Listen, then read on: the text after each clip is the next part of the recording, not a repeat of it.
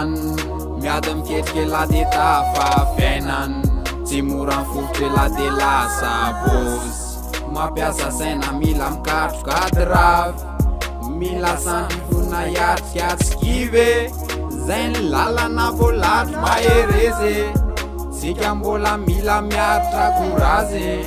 fiainan'io aneka sarotra tsy maintsy miady la raha tonga de hitovy amin'ny afo toromaso sy ampifotona vitsy bakala mafy resakina tsisy rakely sainy la morakivy manao tsara ty mbataty saina reraka anzandro falaka mvola tsisy ny tipo raha makany akanjo rovitra mipostata ale miady mafy de arambava sy ampifotona vitsy bakala mafy resakina tsisy rakely sainy la morakivy manao tsara ty mbataty saina reraka anzandro falaka mvola tsisy ny tipo raha makany akanjo rovitra mipostata ale miady mafy de arambavaka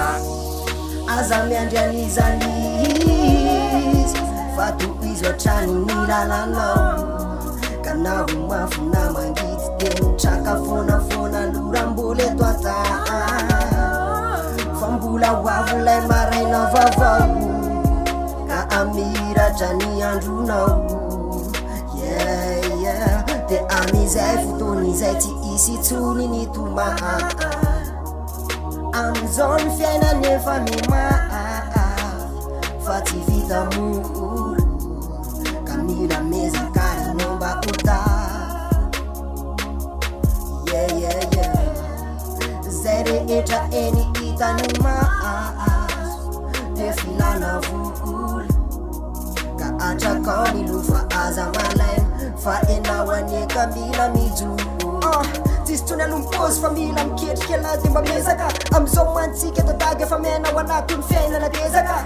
tsisy zavatra mbamora fa mitangana ny vidim-piainana tsy misy mijery tsy misy manampy de izy any ko ny tarainana fa tsy amizao tsikivy tapetsaka zany olana de manatena fonakota fa anotona any volana anotona any volana aminy anao de tapa fa tsy izy tsony olana aza miandrian'izany izy fa tohizo hatrany ny lalanao ka naho mafina mangity de mitraka fonafona lorambola eto ata fa mbola hoavo lay maraina vavao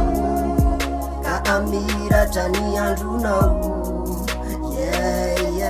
de amizay fotoan'izay tsy isy tsony ny toma